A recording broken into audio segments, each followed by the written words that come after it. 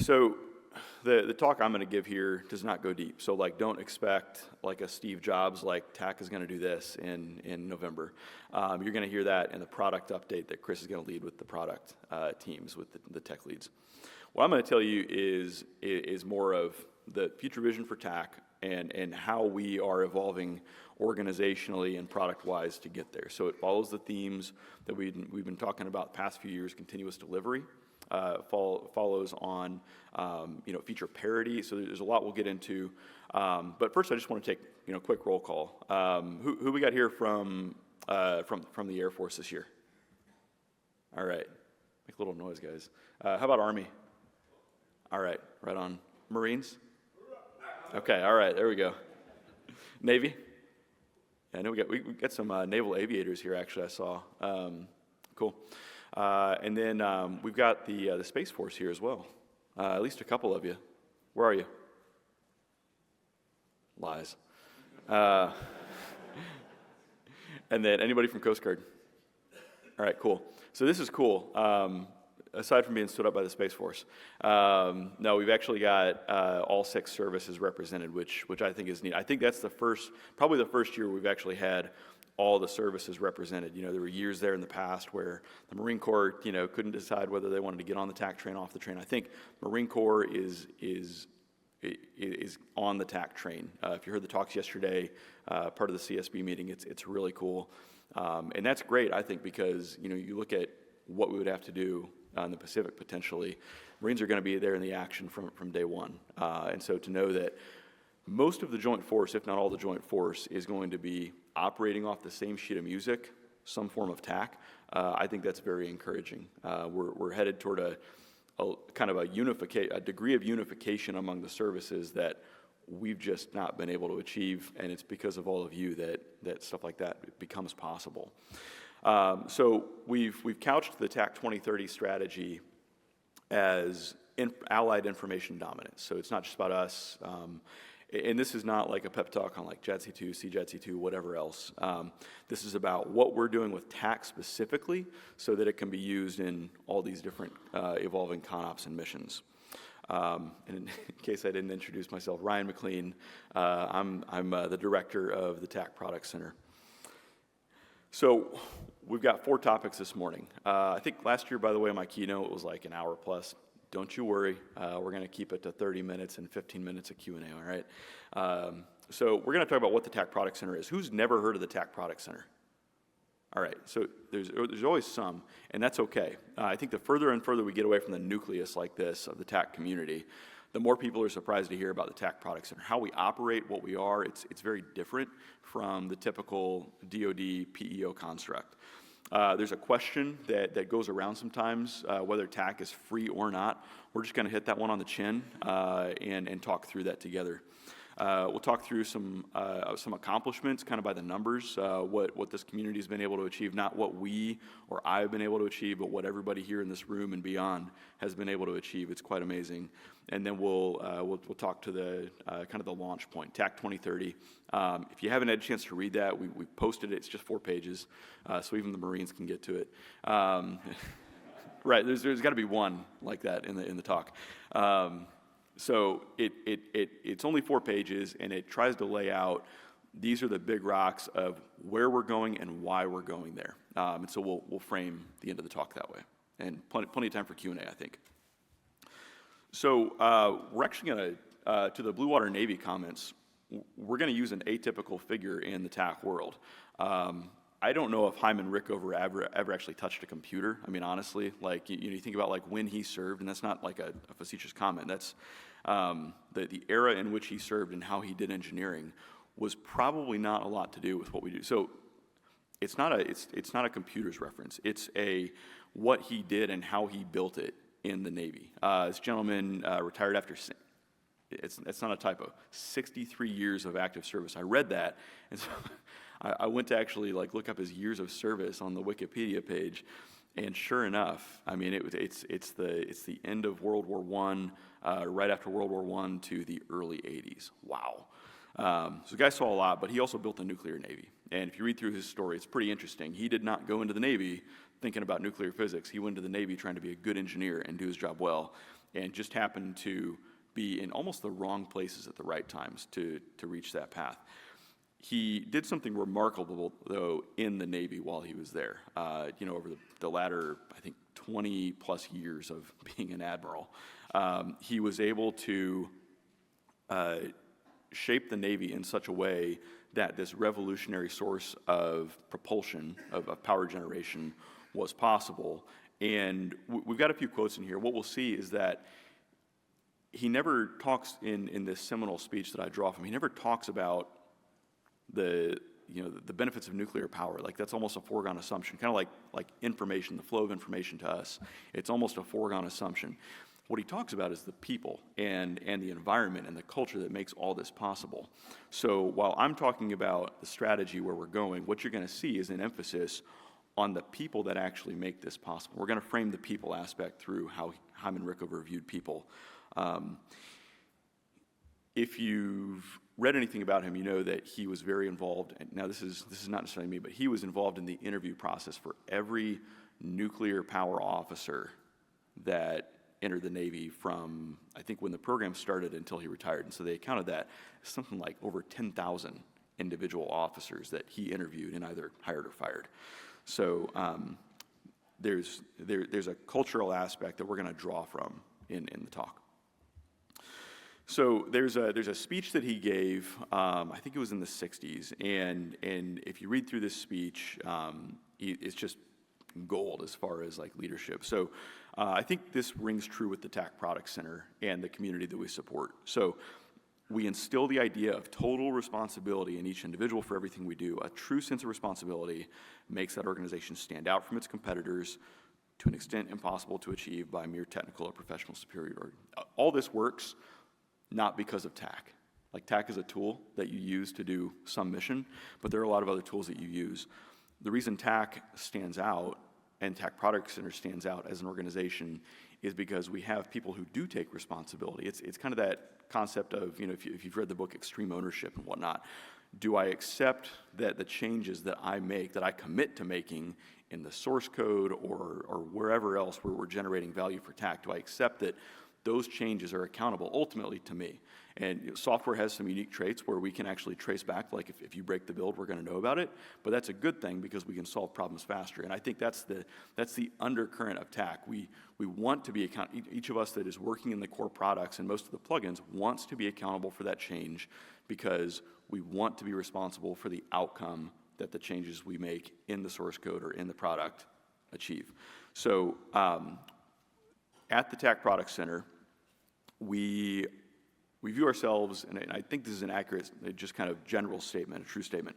We're the U.S. government organization that innovates, sustains, and releases the TAK family of products. We actually develop very few plugins. There's only a couple plugins for which we're the release authority. Almost all of the 160 plus released plugins, 99%, come from programs or industry or what have you. But then we also really don't develop a lot of the TAK products themselves. There's kind of these nuggets that we stick to, whereas we really rely on programs to carry the water on ATAK, WinTAK, et cetera. So the products that we steward directly at the TAK Product Center are TAKX, which is available for beta, download by MilGov users today, and TAK Kernel, which is the map engine, the comms layer. That's code reuse across ATAK, WinTAK, and TAKX. Some of TAK Server, we contribute some kind of central labor to TAK Server, and then TAK.gov and TAK Platform.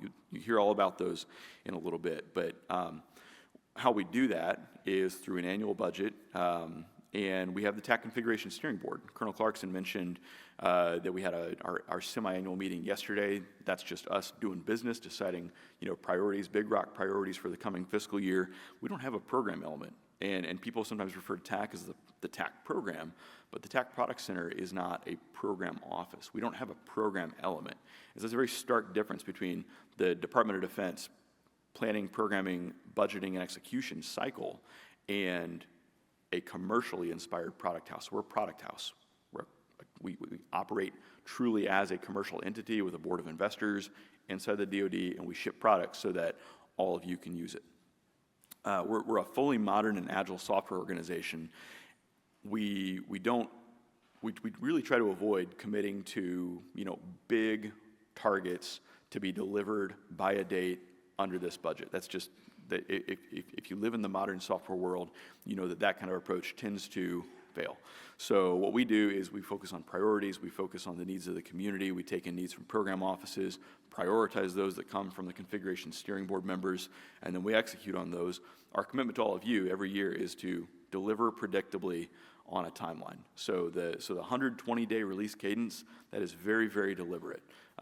TAK comes out every 120 days, ATAK first, and the other products tend to trail that. That's very deliberate, so that program offices that ultimately ship kit to users on a basis of issue have a predictable timeline. They know that their baseline is going to change on some cadence. We also, to that end, we don't field to operational end users. So people often think, we get requests from folks at the Pentagon, I need 100 TAK kits for something.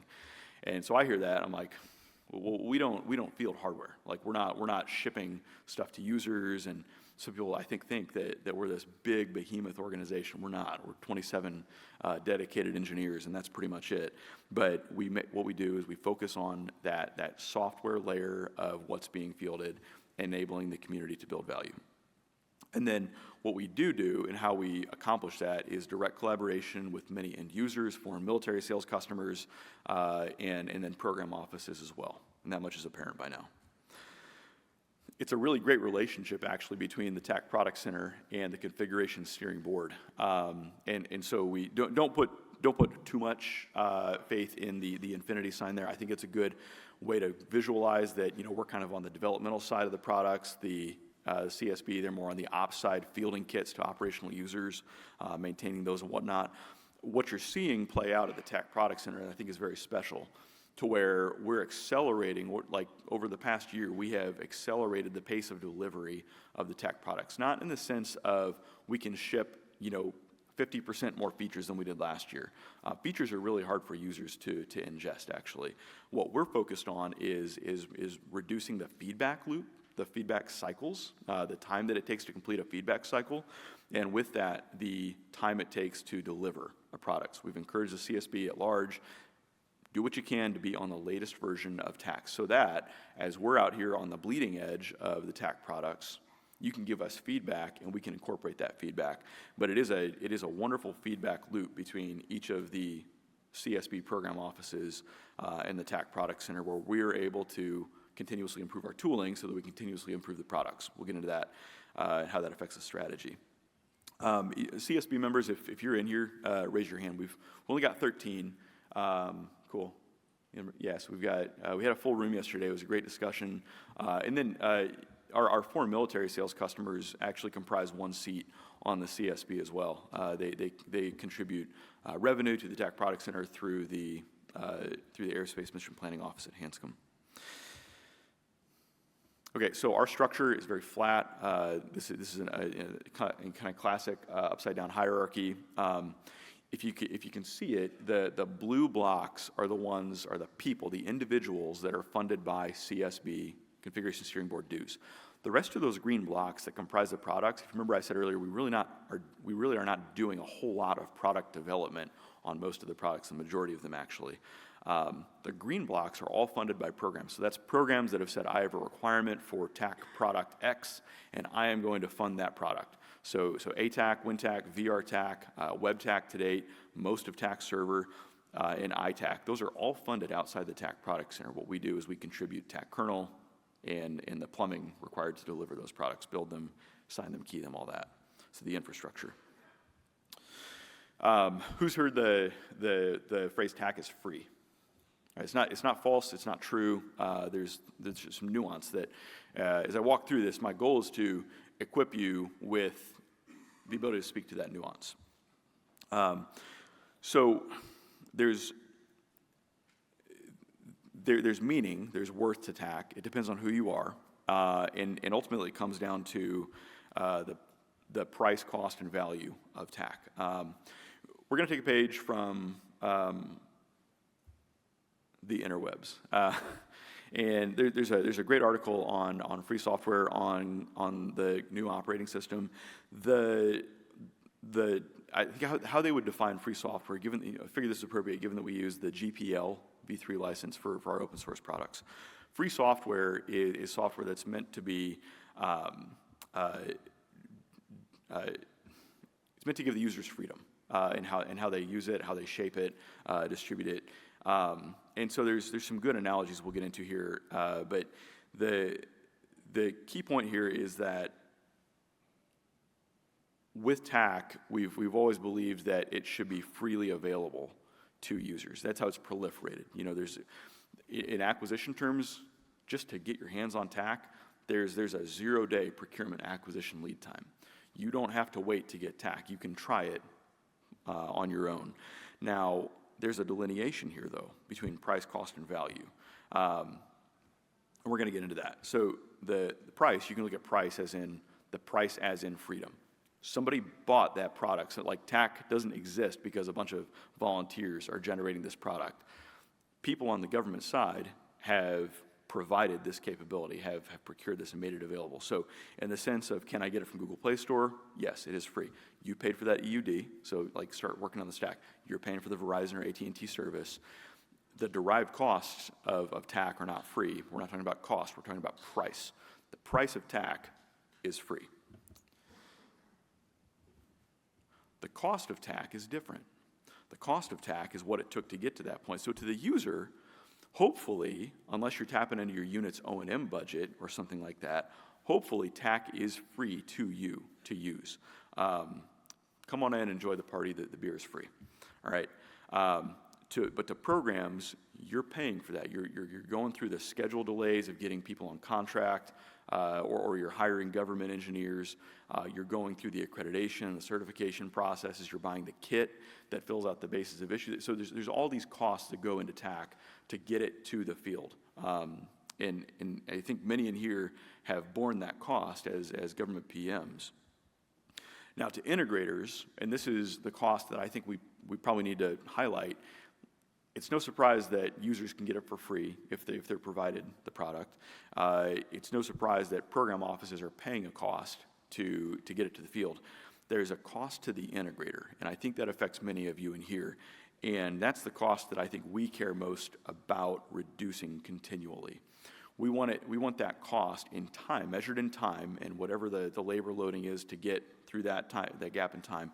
We want the time from your first get clone to your first sale or your first delivery to an operational end user to be as short as possible, and we want successive deliveries after that first delivery to be as short as possible. That, when we view it through our eyes, our obligation to the community is to reduce that bottom cost as much as possible. It's never going to be zero.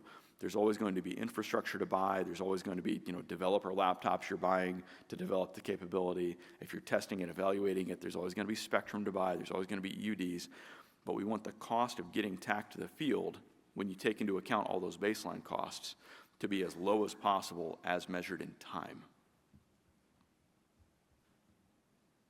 Now, value, we've talked about this a little bit last year if you were here, but value is immeasurable. And I'm going to go somewhere with this, so bear with me. There's not some ethereal, altruistic reasoning here. There's actually something we cannot measure. And it comes down to the connectivity, how you value that connectivity, how you value showing up on the same range, the same area of operations, at the same disaster response, what have you.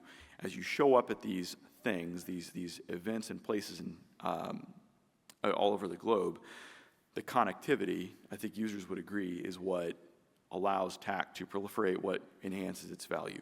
It has a value in and of itself if it's not connected to anything. But when you have that aha moment, when you see the dots move on the map, that's when you kind of have that step function of value of what TAK means to you. We're going to frame it like we did last year, Metcalfe's Law. Metcalfe was one of the inventors of the Ethernet standard, and he stated that the value of a network grows with each participant. So the value really is not the dots. It's not the number of EUDs running ATAK out in the field. The value is those lines. It's the edges in the graph. It's the connections that exist across that network. Now, this is impossible to measure with TAK. hence immeasurable. But we know it's high because of the numbers we'll get into in a few minutes. The reason it's impossible to measure is probably apparent. We just can't reach down into most units and understand who's connected to whom, how many users do you have connect. We can get rough numbers, but I think the most expedient and abstract way for us to measure value this way is just to look at the number of users and how many users in the TAK community are able to potentially connect if they're aligned on RF, if they're aligned on crypto. There's all sorts of things that would have to align with. We get that, but there's this value proposition of TAK to the DoD, to our allies, to public safety that grows because of connectivity, because these nodes exist that can talk to each other. And we take that for granted today. Things like TAK COT, TAK Proto being the easy ways for the TAK to communicate natively with other TAK devices. But my gosh, how long did we go with softwares that just didn't connect natively? And so I would encourage you to, if you find yourself taking for granted what TAK does for you, your users today, think back to 5 years ago, 10 years ago, 15 years ago, how hard that was to get, maybe in a lab, the 2 mission planning laptops to talk to each other. TAK makes a lot of that easy. Okay, so back to a Rickover quote. I think we do pride ourselves at the Product Center on being creative organizationally. We mentioned it's a flat organization. We're focused on flow, which is, I think, a rare thing to prize in the DoD. We have a luxury there. We can actually prioritize on-time delivery of product without a lot of external interference. It's a luxury in many ways. But what he says is that if you're focused on the org chart, the hierarchy, if you're focused on channels, who reports to whom, how problems are surfaced, there's a lot of extensions to that if you're only viewing your organization in terms of hierarchy and who can interact with whom. If you take that flat approach, you're going to have a radically different approach than the contrast here, which is the rigid hierarchy where communications only go up, only go down, they don't go sideways. You're going to stifle imagination, you're going to deaden creativity, and that's your best insurance against brilliant success. So that's one of the coolest things that we see with the TAK community when we look outward, is it's not just us doing this, it's this community sharing information, getting knowledge out there, and solving problems when they're little before they become big problems, or when they are proliferated. How do you solve these? How do you solve these complex, thorny RF problems that have nothing to do with TAK, with these immensely powerful, unique radios, but that have a depth of knowledge to them that's required to operate them effectively? Well, TAK is kind of forming this network of knowledge across the DoD that extends far beyond TAK, and we're seeing kind of the Rickover model of organizational creativity and innovation play out on top of TAK. So it's kind of riding over the presence of TAK because people are adopting TAK. They create those edges in the network. It's more valuable. They share information. They solve problems faster. So FY23 was an important year for us. We delivered on target, on time with TAK 4.8, 4.9, and 4.10. You're going to hear the latest about 4.10 in about an hour. And if you haven't gotten your hands on it, it's awesome. It's not like Safari, or like back in the old days, like iTunes upgrade. Like, wow, like they changed the UI. It's not that. Imagine being able to handle 40,000 tracks simultaneously in ATAK on the Android EUD. Imagine what that does for the commander who wants to be on the move. So sneak peek, but you're going to love it. We executed about $10.5 million in TAK CSB dues. We also executed more funding for additional what we call special projects, but that's another discussion entirely. What we did do was execute about $10.5 million configuration steering board dues in we're talking about financially a level of maturity we've not experienced, MIPRing, obligating, and expending all these dues within a 12-month period. So we've seen quite a bit of financial maturity growth on the part of the TAK Product Center, which has been cool. We added the Marine Corps at the last CSB, and then last fall we added U.S. Border Patrol. So you saw Dan Stedman talk yesterday if you were here, as well as the Marines, and they've both been active members in the product center, steering the product, and we're grateful for that. We launched a special projects division. We're not going to go too much into that, but the purpose of that is to promote and accelerate partner force interoperability. It's got a lot of cool extensions to it, but most of the material is CUI or higher. We released TAKX Beta at 3.4.2 on tak.gov, and that product is going to keep improving. Great discussion in the CSB yesterday. I'm not going to tell you what we have planned because I'm not sure we fully back-briefed the TAKX team what we have in store, but I think over the next year, you're going to see some pretty cool stuff come to light in TAKX. And then we sustained year-on-year growth of the TAK community. This is something that we've tried to get more intentional with measuring. If you've logged into tak.gov over the past 6+ months, you will have seen that we're starting to survey people. Are you a government lead responsible for fielding TAK to end users? And that survey has informed the numbers we're going to go through here. But then we've also been more deliberate about capturing numbers on the platform side. These are numbers that they may mean something to you. What they help with is as we go to the Pentagon and raise awareness, there's so many people at these senior leadership levels, especially in the Pentagon, they just don't know what TAK is. Or worse yet, they see TAK at an exercise, like 4.2 or 4.4, and they say, oh great, it's done. And we hear that, or we kind of observe that reaction. It's like, oh, hey, this is here, it works. And what we figured out is because TAK has worked well for so long, over a decade now, regardless of the continuous improvements that we make to the products, there's this mindset that when software exists, it's done. And man, like that's the biggest headwind that we face at that senior leader level, is just helping these senior leaders come around and understand that, no, it's never done. In fact, we release every 120 days. We're always making it better with the CSB. There's this model. So anyway, the numbers, we're not trying to oppress anyone here. We're telling you so that you're part of a growing community. You can take comfort in that. These numbers help us tell the story at that level. All right. So tak.gov users, last year we were at about 15,000 tak.gov users. Now we're over 30,000. We just hit that number. I think Charlie was actually sitting there clicking refresh at 29,998, 29,999, because he sent me the screenshot at 30,001 and said, we did it. We finally got to 30,000. So App Store downloads. Now, there's a caveat here, truth in advertising. This is not daily active users.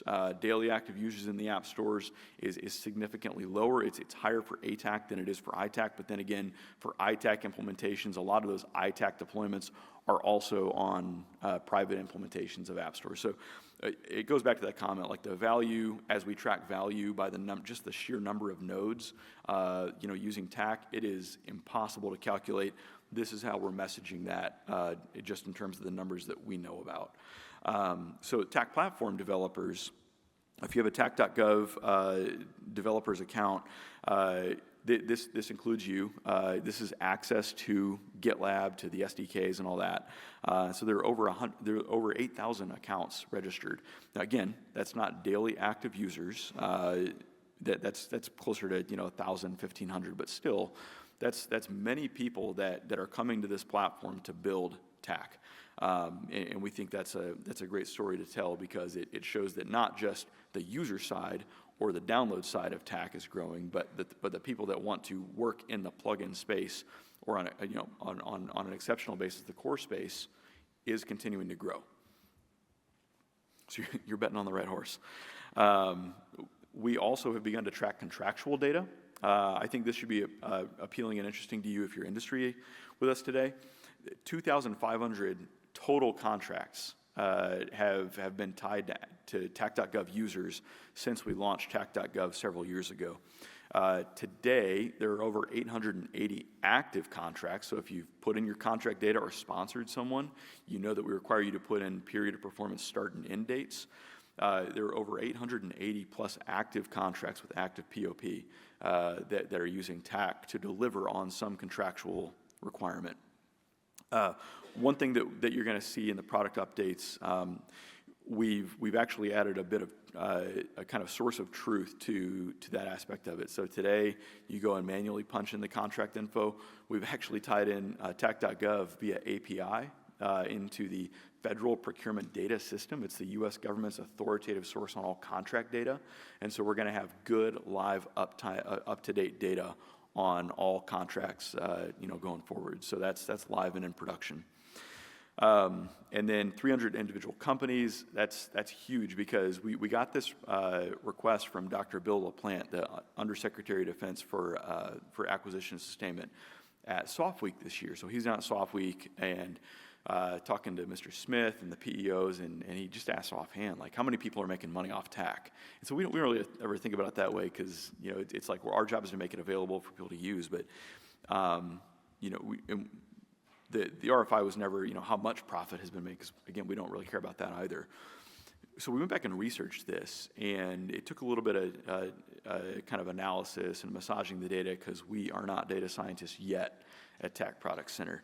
What we found, though, is 300 individual unique companies are working in TAK, and that is a great story for enabling industry innovation, I think.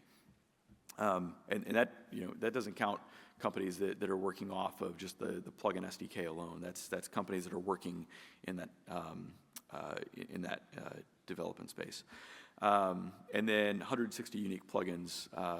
If you've used all of them, kudos. Has anybody used all 160 plugins? Anybody want to claim that? All right, good.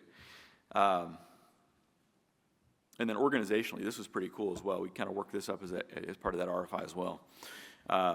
400 plus government organizations. That's not just U.S. That's U.S. federal, state, local, and that is foreign governments as well are using TAK. Now we do limit who can access TAK.gov, obviously, but this is a really healthy governmental adoption. And then 100 plus military organizations across us and our allies. This is the crazy part. This is not downloads. We didn't know the number was this high, actually, until we started surveying people. This is the number of kits, the number of EUDs or devices running TAK.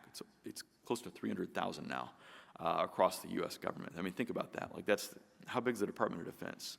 It's bigger than 300,000, but 300,000 U.S. government users. That's growth beyond, I think, what any of us anticipated.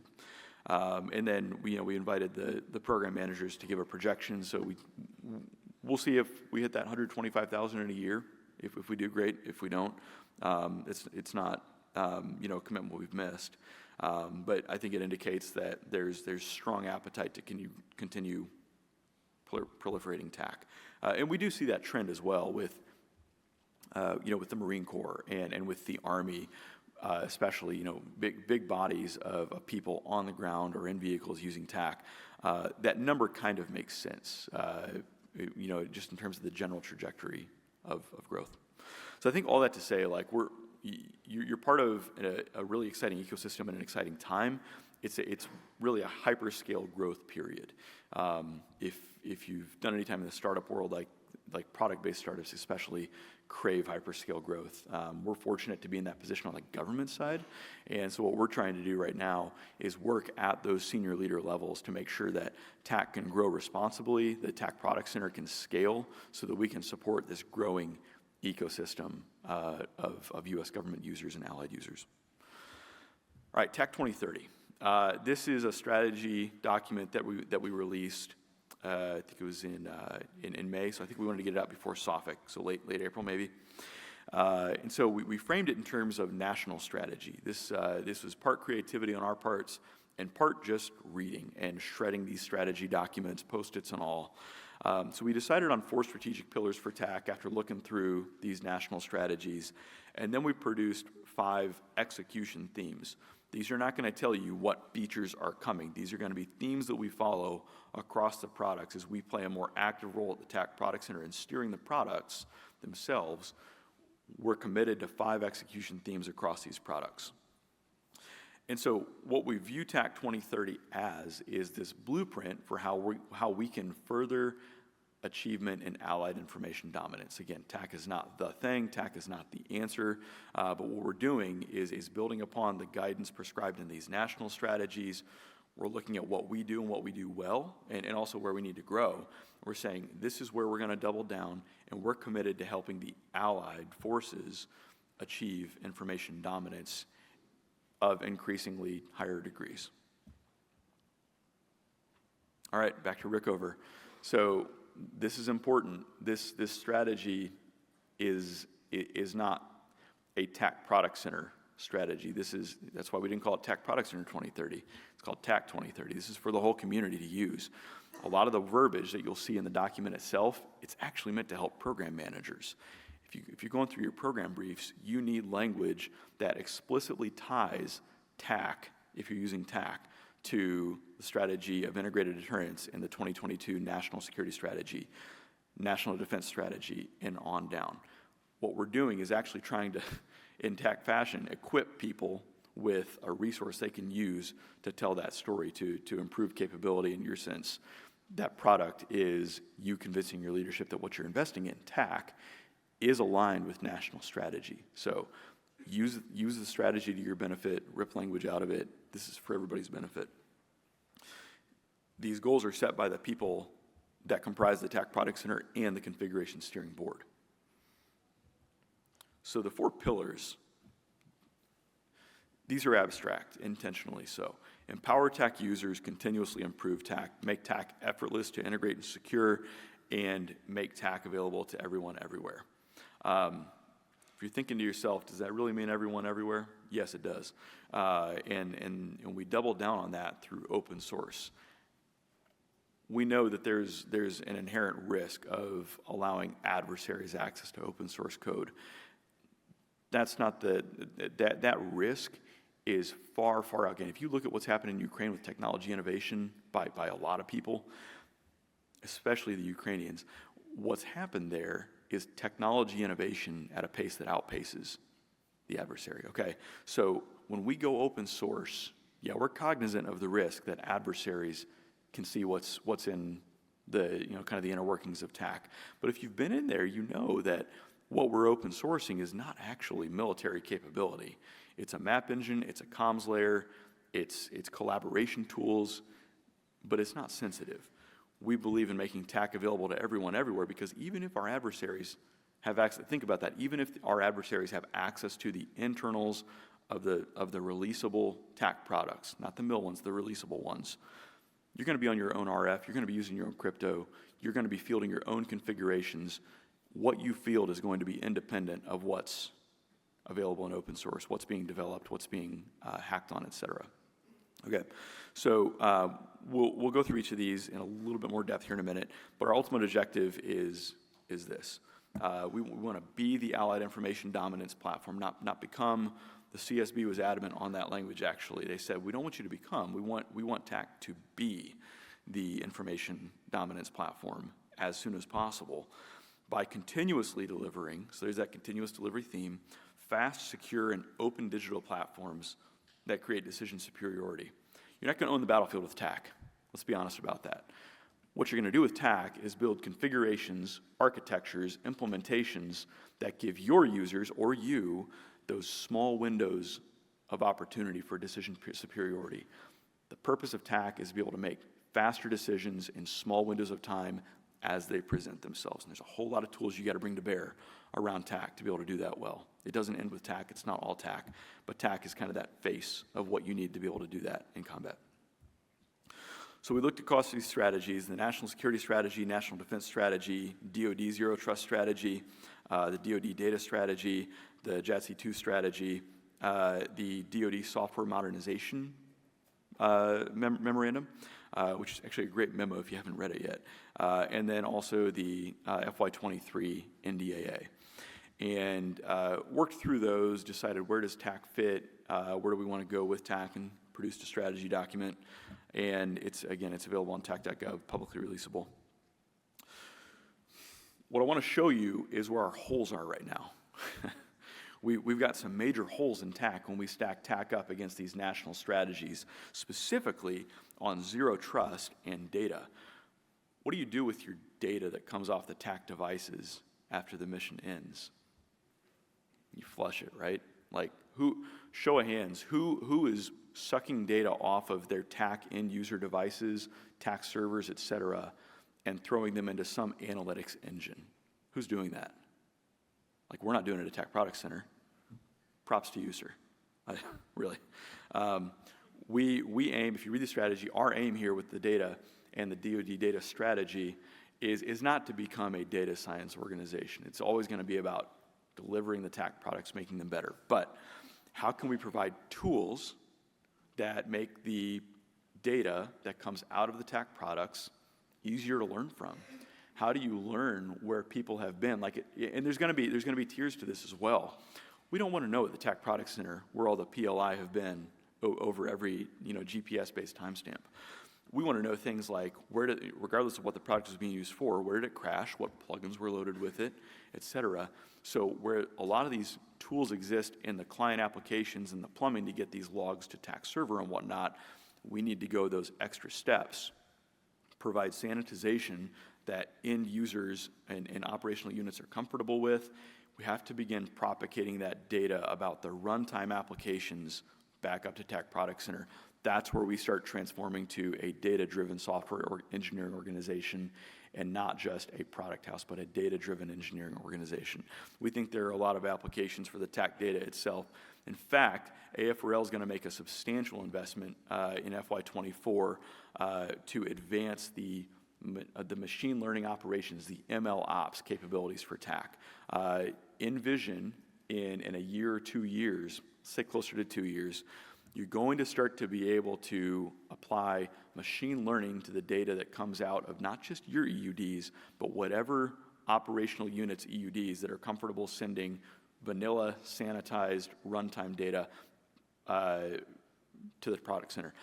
Palantir does this today wonderfully. If you've used their Apollo platform to do continuous delivery configuration management, Palantir, I think, is kind of the gold standard for doing this. From high runtime to low telemetry analysis, they're doing this very well, and I think it's a great model for us to follow at Product Center. But when we look at the Zero Trust, Andrew's going to talk to you about some modifications we're making to TAK platform. We think that Zero Trust ultimately comes down to a near-perfect sense of identity. So look for us to make improvements. Right now, you're going to set in ATAK, you're going to set what? Your call sign, your role, and your team. Okay, that's not sufficient for Zero Trust. Self-identifying those 3 parameters in ATAK to identify who you are with a free-form call sign.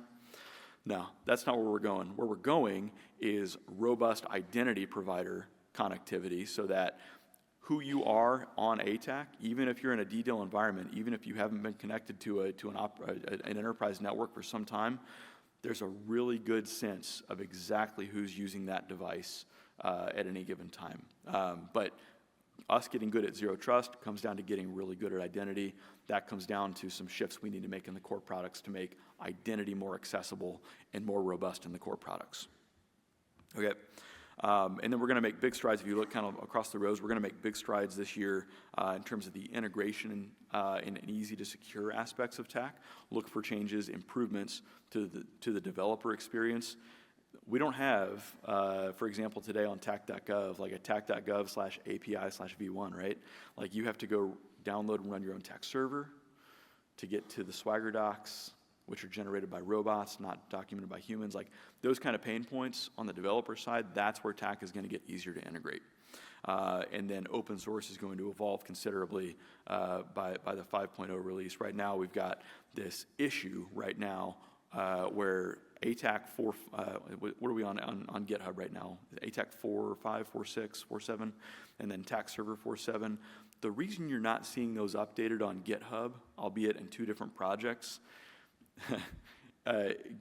GitLab CI is a very different animal than GitHub Actions, and maintaining 2 continuous integration environments is massive, massive toil. And that falls on the real people at TAK Products, and there's nobody doing that for us. We're doing that. So when you're disappointed that GitHub is not updating, it's a totally fair complaint. What you're going to see is going to be cool. We're going to host open source directly from Git.tak.gov. Okay, so You're not going to need an account to clone from get.tak.gov. You are going to need an account to push up merge requests. We're working through the mechanics of that. But that's going to be the vision that we fulfill over the coming months. Open source is going to get a lot easier for the TAK user. This is the last slide. Where are we going, and what are these themes going to produce? To win, and I mean that legitimately, to win, we have to, as a country, as a military, as a U.S. government, and our allies, we have to be able to frequently ship high-quality technology at a faster pace than any adversary. We're just going to control the TAK part of that, and even just the TAK Product Center side of that. We're going to work with the downstream production environments and the engineers that run those to make sure that TAK, not just the deployment side, getting it to the field faster, but the feedback side. We talked about the data piece. We want to make that loop as tight and as fast as possible in both directions. Feature parity is important. The Border Patrol knows that if you're going to bring an agent from the field using ATAK and sit them in front of WebTAK, that's a really different user experience. Across the programs, we've got different needs, for example, for WebTAK. We're sorting out right now how to actually allow the WebTAK product to scale and grow in a way that's sustainable for the whole community, but meets the needs of many. Starts with feature parity, but we're going to grow beyond that. Open source is really important to us, and it's important because it allows, I mean, think about it from an acquisition perspective. I'm an acquisition officer by trade. Like, this is magic when I can go to a vendor who wants to offer a productized offering, a SaaS offering for a product. We've done this. And they say, we think we can make ATAK better through X. When can we give you some slides? I don't want slides. No. Go to open source. I know it's a little bit out of date, but go to open source. Use open source. I've short-circuited the experimentation process for that government-provided technology by months, and it's great, and it works out really well. So from a government perspective, you PMs, if you're not using open source to do things like hackathons, to break down barriers with industry, you're not using TAK to its fullest extent. You PMs can be users of TAK in this way. Open source has many benefits, and the risks of open sourcing the ATAK source code, given a really thorough due diligence review of that functionality, the source code itself, is a really good thing for the community. The data is going to become more useful. It's not just going to be crash logs, it's going to be the ways to analyze the crash logs, okay? So be excited about that. If you are administering TAK server, if you've got TAK in user devices that you know are out at the edge, you are increasingly going to have the ability to not just pull down the crash logs, but know the themes of those crash logs, know common pain points in those apps. If certain plugin loads are crashing ATAK, you need to know that, and you need to know very precisely what those plugin loads, versions, and whatnot are. And then finally, we have to be better at measuring our progress. All the measurements you've seen here, the metrics, those are mostly manual pulls of data. We have to be better about measuring not just the state of the community, the growth, the raw numbers. We have to be able to measure the improvements that we make to the products. Now, this is kind of advancing to more of a true commercial style product house. What goals are we going to set for ourselves, and what are the hypotheses that we want to prove out in every release? That's a very scientific way of doing product, but it tends to work well for industry. If I do X, I expect to see improvement Y. So what is that improvement? We need to be able to understand it at a very granular level, and we need to be able to set goals that we can measure ourselves against. We're very weak on this. We've not really had to do this. As it grows, the changes we make have big impact. We need to be able to understand and quantify the goals we set and how we measure ourselves against those goals. Okay. I'm going to get off the stage here very quickly because honestly, Jim's talk is going to be way more fun than mine. But do we have any Q&A? Happy to field any questions here over breaks and whatnot.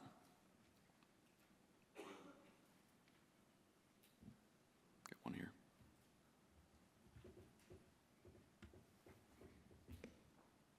So with the org chart, yeah. I don't know if that's available. And then just looking at, as from a mission command point of view, if a lot of our products are pivoting to TAK, you were explaining that those green boxes could be PM-funded type developers. They are funded by programs, yeah. So those are like existing. I mean, like I said, kind of brand new. So I don't know if Mission Command is funding any kind of developers, but that's something I'll take back to my boss, especially with a lot of these emerging requirements from G357. If we are not palming, but if we're asking for UFERs, and we are able to supply those developers, just not sure of the direct taskings we can give to them to kind of further our portfolio of TAK products. And then also, if we are looking at getting better with this ecosystem, even in-house, we have many different product shops. We have many different lead system integrators. We have many different users. I don't know if we can start collaborating across to enhance kind of the main core capabilities, because just hearing a little bit more about symbology for a great example. Right. Who's that belly button that's in charge of building that? So if we fund somebody to make that part of the core product, we want to dictate and drive those decisions as well. Sure. So just kind of looking at that availability and then bringing in users like this fool over here as well. So, okay. Yeah, thanks, Gonzo. Spencer Toffs, Konami Software. So what's the process for a contractor or organization looking to just get involved in TAK in the sense of developing TAK and hopefully adding our product onto yours in some way? Sure. So there's a pretty robust process that we provide on tak.gov. If you have an account, provided you have government sponsorship. Are you industry, sir? Okay, so we've got a good process for obtaining sponsorship. It does take an engaged or at least attentive sponsor to gain that sponsorship. We can sponsor you, your core, your contracting officer's representative can sponsor you into tak.gov as a developer. And then if you need access to given plugins or what have you, these are all things for which we have well-documented, in some cases automated processes. If you need to work in core, we have a core access policy as well that's also well-documented. That's by exception only, because we keep the number of developers actively contributing to the core products small to keep those products as stable as possible. The plugin space is really valuable. You actually don't even need developer access to just access the SDKs. We make the software development kits available for the products on tak.gov, the different product pages. In fact, if you go to each product page and you go down to developer resources, you'll find SDKs published for multiple products. Does that help? Oh, and then also we have a third-party pipeline. Third-party pipeline is really useful if you're going to generate plugin source code that is less than unlimited rights. Third-party pipeline allows you to upload a pre-formatted compressed file, a zip file, and build a plugin that is signed by a key that we administer at the TAK Product Center. It's not trusted by us because we haven't seen the source code and we haven't validated it fully. But what that does is it tells the ATAK runtime environment that this can be run against ATAKs. There's a keying and signing process that we go through with ATAK specifically. And you have a way to go from SDK download to build the plugin to keyed and released through tak.gov without needing much access at all. Yeah. Hey, Matt Flott from the Army Software Factory. I wanted to ask a little bit about open source. You seem to be a pretty big defender of the ideals of open source, and to be candid, I am too. But right now, I think we're seeing kind of an idea that at least some folks have thrown in the towel on open source. I would say, Red Hat is kind of the example everybody's using, but there have been several organizations over time. It can be painful to manage open source, and I wanted to hear your thoughts on keeping this open source versus other hybrid models, if you've ever considered them. Sure. Thank you. Well, I'd say we started off in that hybrid model where it was available as what we would call like a government open source platform. The plugin architecture as it was implemented in 2014-15 changed the game in terms of the core stability. So when I started working in ATAK, there were no plugins. There were only tools that you could add to the action bar. And that caused an insane amount of drift in core. So plugins create a nice abstraction to where open source is not necessary, but it is a nice benefit.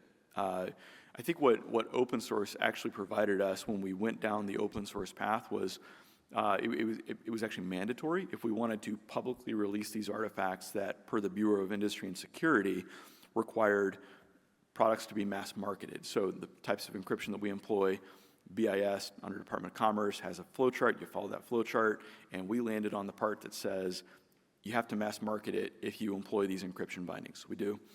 And the only way for the government to mass market a product that's owned by the taxpayers is not to sell it, it's to open source it.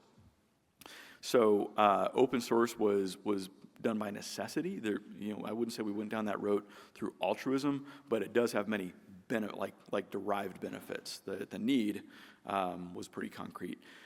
I think there are better ways of doing open source. So like you can't rechamber the round once you open source.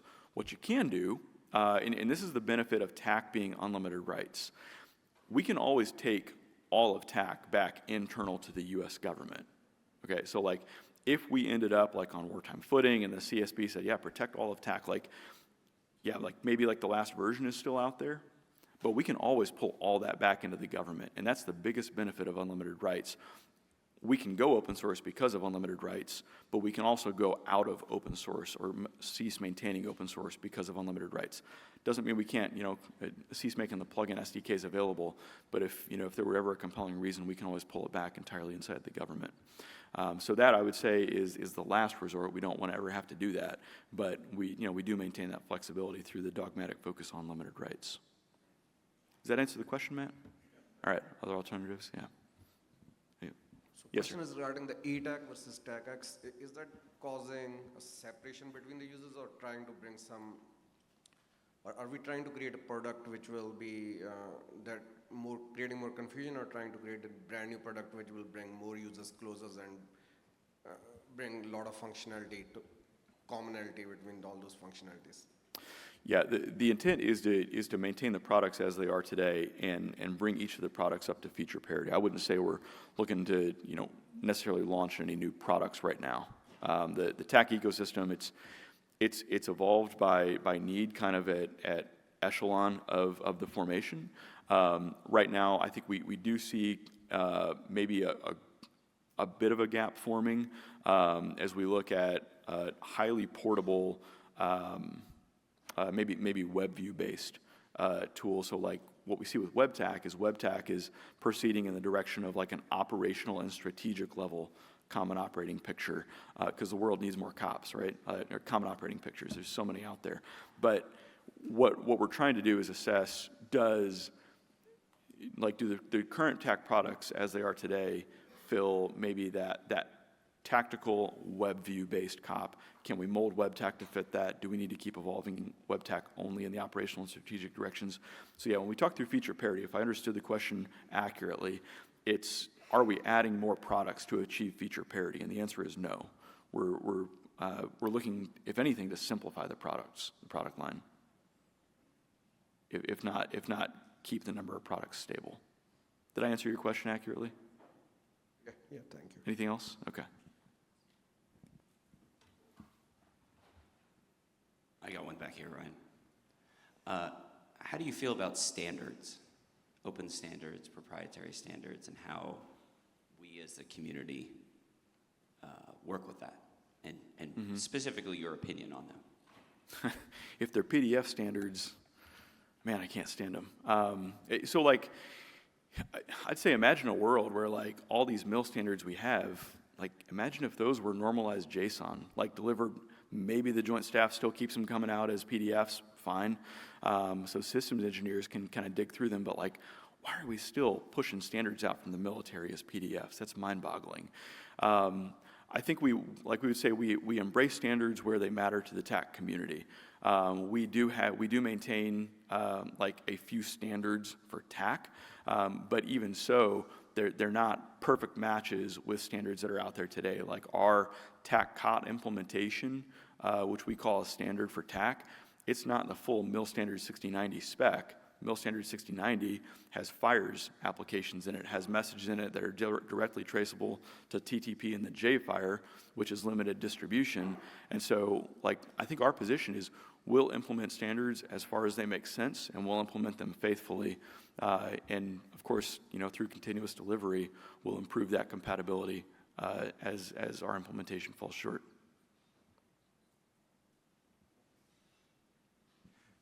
Good morning, sir. My name is Captain Mario Fajardo. I'm with the Marine Corps Warfighting Lab. We've seen great technologies and concepts kind of dead on arrival due to lack of training, right? Great product, and it just does not work because Marines couldn't figure out how to use it, and then it doesn't work, right? Yeah. Do you see the TPC have the responsibility of training in any way? And if it does not, how does the TPC see optimal training for the organizations? What we would like to do is different than what we do and provide today. There is an immense need for quality training all across the DoD. One really nice model that we've seen that we don't practice, we've seen others practice, is at Border Patrol, where they provide and I know, like, you know, FBI does this, Border Patrol does it. I wouldn't say it goes so far as most DoD programs, though. Dedicated, high-quality training. Here's what you need to do the mission. Like Dan said yesterday, we want to make, you know, Border Patrol wants to make TAC so valuable to where you can't do your job, legitimately can't do your job, your assigned role, without TAC. And so obviously that's a very big bet on technology, but you're right, with that comes the training burden and the need to do training well. I think where I personally see training going is a simpler product, not in more training, because more training creates more work for people. There are ways, I mean, even just out of the box with TAC Layout Manager, we can make the product very, very simple off the bat. There's a twist, though, that we haven't unlocked, and it's as the user uses TAC more and does certain things with a finite set of tools to start with, maybe 5 or 6 tools, how do you gradually unlock more capability that's probably, you know, more and more valuable to them? If you're giving ATAC to the security forces airmen in the Air Force, for example, they're probably just going to want to see blue dots and maybe send a free text chat to people that are on that map. They probably don't need to see off the bat at the very beginning video. They're definitely not going to need to do anything with data links. They're probably not going to need to do much with radio controls. There are all these things that, you know, even, I mean, things that you can do today if you're administering TAC on a network. You can turn off a lot of these items that are you know, just natively exposed through the layout manager. I would say that's probably the best place to start with reducing the training curve, is just reduce the capability that's available through the tools that are available. But there is a machine learning evolution that is going to take place over the next couple years to where through AFRL's investment in machine learning and TAC, we're going to start to see the ability for ATAC to learn the user's behavior or observe it based on what it's learned previously and open up more capability as needed. So I think it's an inverse approach to training, like to that innate native training deficiency that happens out of the box with TAC. You open it, and there's 30 tools that you need to learn how to use, and that's really intimidating. So I guess the final answer is twofold. One, just turn off all the tools you can as you're administering it on the network, and 2, expect the ability to have TAC learn from the user. Yeah. Questions? I really want to get Jim up here. Yeah, Jim?